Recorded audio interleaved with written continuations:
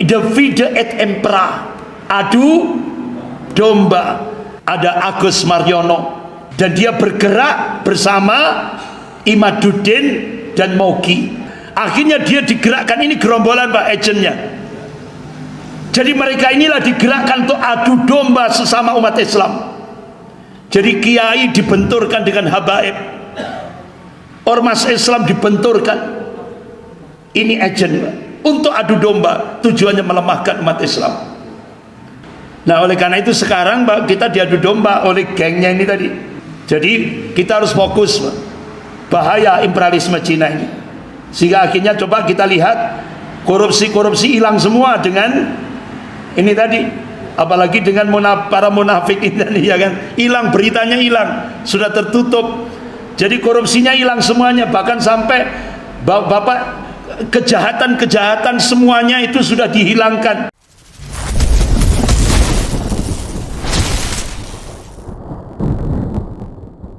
Mau menyampaikan materi ya, ceramah, mau idhoh, khitobah, apapun itu, usahakan untuk mutolaah terlebih dahulu, atau hubungi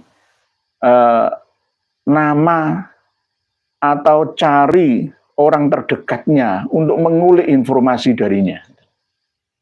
Ini namanya hakul yakin, bukan hanya sekedar kila wakola, supaya kita tidak dicap sebagai tukang pembawa fitnah. Di antaranya fitnah itu adalah menganggap bahwa Kiai Agus Mariono, Kiai Haji Imaduddin Utsman, Tubagus Mogi itu adalah orang-orang munafik ya, yang dibiayai oleh imperialis Cina untuk merusak persatuan dan kesatuan bangsa Indonesia, khususnya umat Islam. Apakah itu benar? 100% tidak benar. Kalau memang Kiai Haji Imaduddin Utsman dan dua orang ya kawan yang telah kami sebut itu tadi sesuai dengan tuduhan dari Ustadz Andri Kurniawan, maka saya akan labrak beliau bertiga. Dan akan saya tanya, dapat jatah duit berapa triliun dari China? Dapat duit berapa ratus miliar dari Yahudi sana? Saya akan minta pertanggungjawabannya. Nggak ada. Mereka itu berjuang dengan uangnya pribadi. Kalau kunjungan kemana-mana itu paling kadang kalau ceramah dikasih saekelase, sawelase. Banyak ruginya di bensin dan transportasi, akomodasi. Jadi nggak terbukti. Intinya semangat militansinya Ustadz Andri Kurniawan ini perlu ada yang mengarahkan supaya tidak ngawur gitu loh. Nabrak-nabrak ya. Semua dituabrai, akhirnya nggak sampai ke tujuan karena kecelakaan di tengah jalan. Ini sangat berbahaya. Karena apa? Ini nanti manas-manasi umat Islam untuk bangkit girohnya, tetapi tidak sesuai dengan faktanya. Toh misalkan masalah korupsi ya, apakah gara-gara nasab ini terus korupsi tenggelam? Beritanya kan ya tidak, tetap berjalan, ada tugasnya masing-masing, ada KPK, ada kepolisian. Masalah ijazah Pak Jokowi palsu atau tidaknya itu sudah ada yang ngurusi. Gitu. Masalah imperialisme Cina itu justru Anda, Kang Mas Ustadz Andri Kurniawan, yang ngembosi SDM kita, umat manusia Indonesia, khususnya umat Islam kita ini. Oke, jangan dilihat dari sisi negatifnya saja. China menjajah ekonomi Indonesia. Tapi lihat sisi positifnya juga. Kita harus meniru China dari hal apa? Dalam hal apa? China itu negara yang penduduknya paling banyak di dunia, 1,5 miliar, 1,5 miliar jumlah penduduk Cina daratan. Tetapi pemimpinnya ya bertanggung jawab menciptakan lapangan kerja untuk rakyatnya.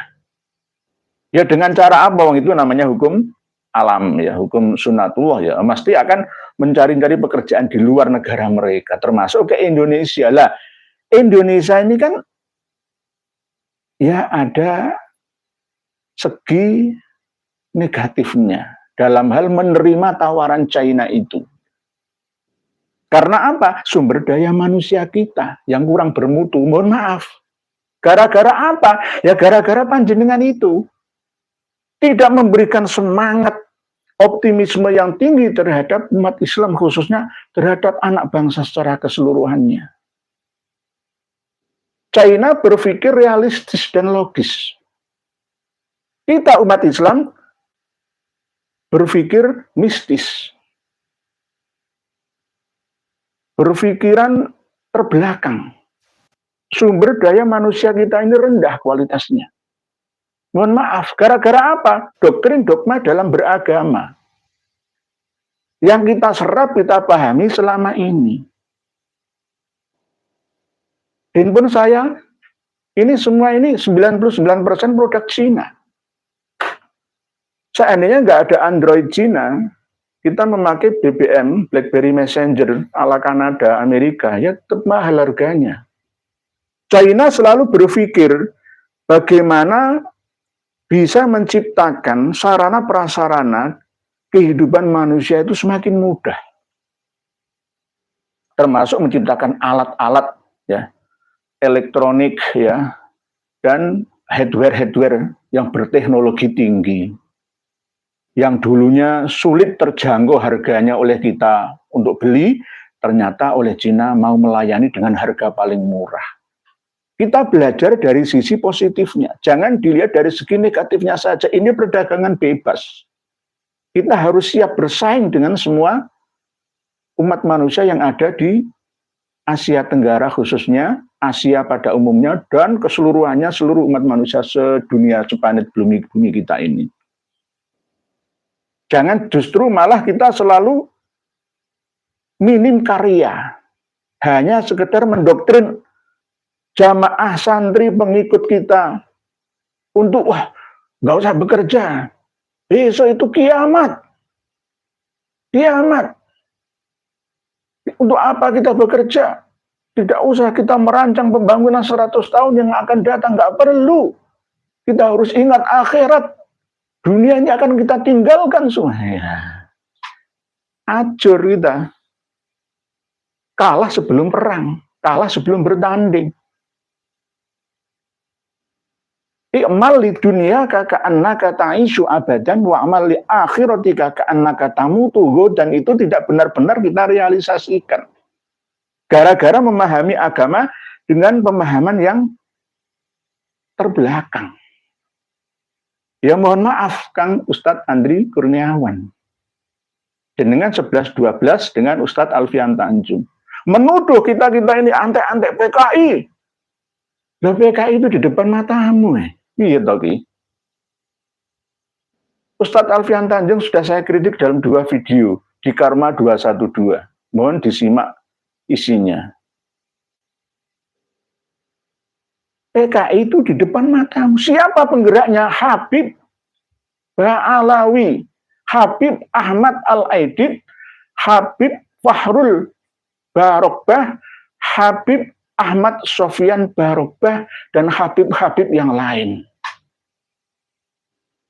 Ayo, dengan mulutnya memprovokasi massa, membangkitkan semangat umat manusia Indonesia untuk saling perang, berperang saudara, saling menumpahkan darah satu sama lainnya. Ini yang namanya fitnah, gitu loh. Nah, kami ini bangkit untuk meluruskan siapa sebenarnya Yahudi itu, siapa sebenarnya PKI ala China itu, apa yang dimaksud dengan imperialis, ya penjajahan ala China itu. Oke. Kami pun tidak dibiayai oleh negara. Saya disogok oleh Pak Presiden misalkan, Pak One-Team Presiden, enggak ada. Kita dengan biaya sendiri. nyicil-nyicil beli handphone, masih beli handphone merek Cina, semua merek Cina. Kita kalah dengan China. Kita mau bikin mobil SMK, mau kita jual berapa? Belum terbukti ketangguhannya, diuji coba, ya, di medan jalan di Indonesia. Kita ngerakit mobil baru, biaya produksi 250 juta.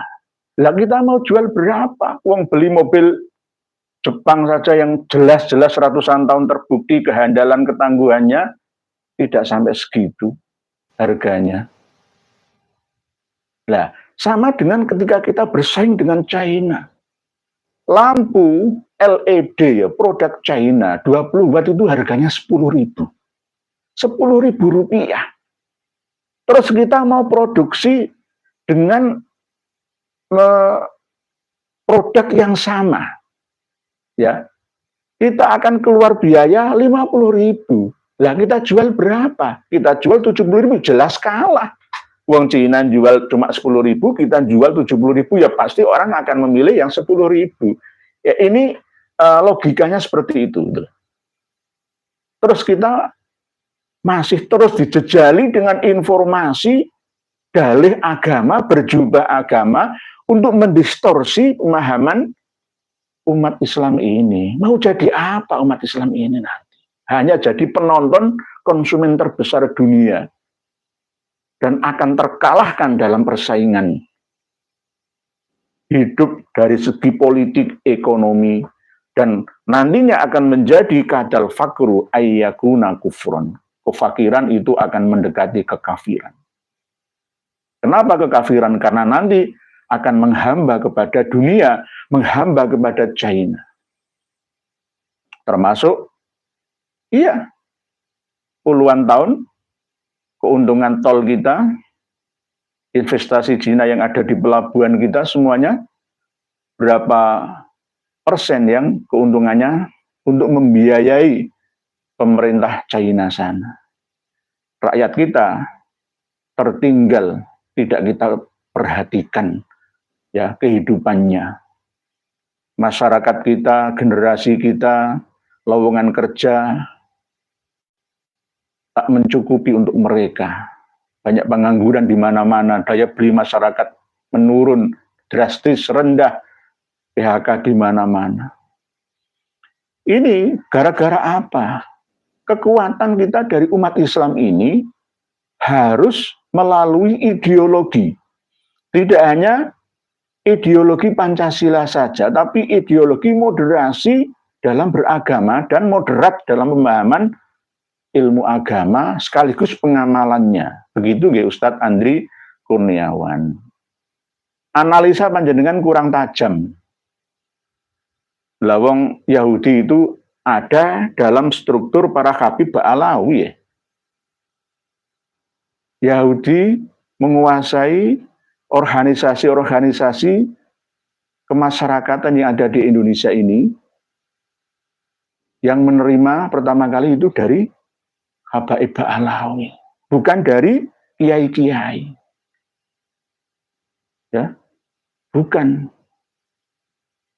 PKI juga penggeraknya dari kalangan Ba'alawi. Terus kalian menuduh para kiai kita ini sebagai pemecah belah umat. Ini bagaimana? Coba.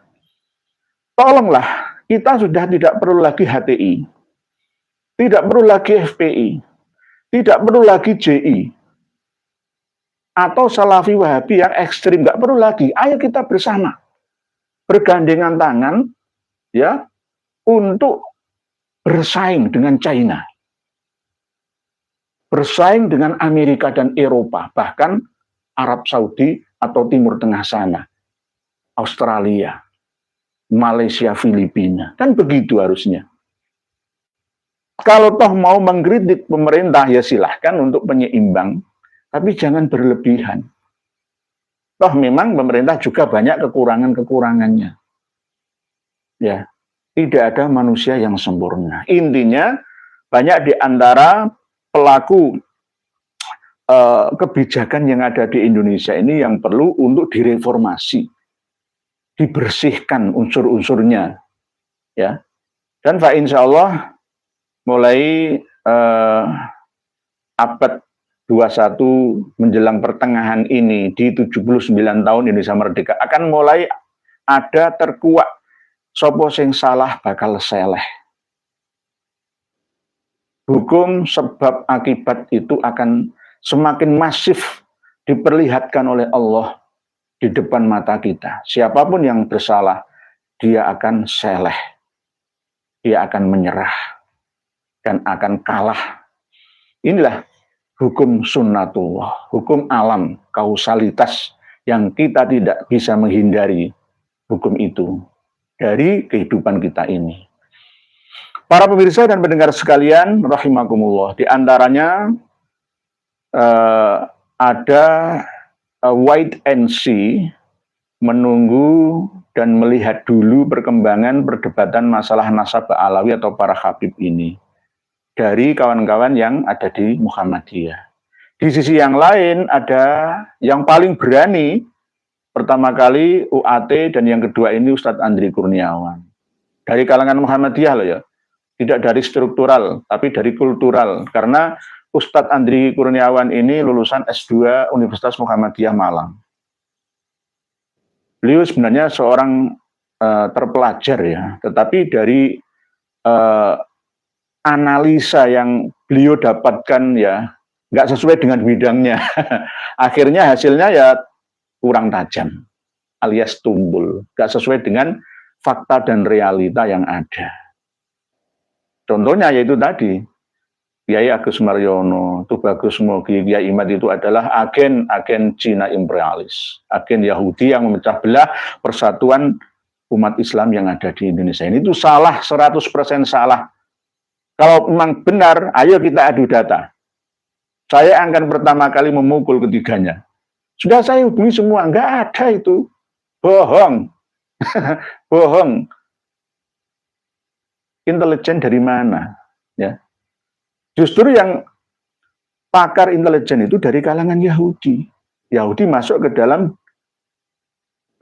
pengikutnya yang berasal dari Yusuf Ketang, ya, dari Hani Assegaf, Hansakov, dan kawan-kawannya yang ada di Petanisia, pembela tanah air, pecinta tanah air Indonesia. Itu, gitu loh. Ada dananya yang berputar di situ. Itu dari kalangan habaib Alawi, bukan dari kami. Gitu loh. Kami ini nggak ada apa-apanya, nggak ada uangnya maksudnya. Oh, sok uang dari nggak ada. Gitu. Dari uang saku kita masing-masing. Apalagi nanti kalau ini dibiarkan carut-marut pertentangan antara habaib dan kiai ini, maka agen Mossad dari Israel akan memasuki tanah air kita ini. Sama seperti yang terjadi dini hari kemarin itu. Ya, Biro Politik Hamas Ismail Haniyah terbunuh di Teheran, Iran. Gara-gara menghadiri pelantikan Presiden baru Iran. Tanggal 13 Juli yang lalu bertemu dengan Bapak Yusuf Kala. Terus begitu canggihnya mata-mata dajjalun kadzabun yang berupa negara yang namanya Zionis Israel dengan agen mata-matanya. Matanya cuma satu. Dajjal itu apa? Kamera itu kan satu. Kamera itu cuma satu. Cuma tersambung dengan jaringan internet. Bisa melacak orang kemana saja. Pasti ketemu. Termasuk diantaranya yang ada di Beirut, Lebanon. 12 jam menewaskan Perdana Menteri dari Hamas Palestina, kelahiran Gaza. Terus dalam 12 jam itu juga ada tokoh tangan kanannya, Imam Mahdinya Lebanon, Sayyid Hasan Nasrullah, yang bernama Sayyid Mohsin Shukr, diincar oleh agen Mossad Mossad, pemburu bahasa Arab masuk Israel. Pemburu. Mossad, agen intelijen Israel sana.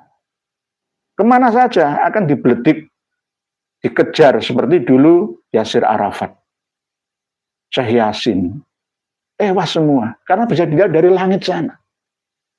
Oleh sebab itu di zaman fitnahnya Dajjal ini kita harus banyak-banyak mengamalkan, membaca dan memahami, meresapi 10 ayat yang pertama surat Al-Kahfi dan 10 ayat yang terakhir dari surat Al-Kahfi itu, supaya kita dilindungi oleh Allah dari kejarannya, penglihatannya Dajjal, para pendusta.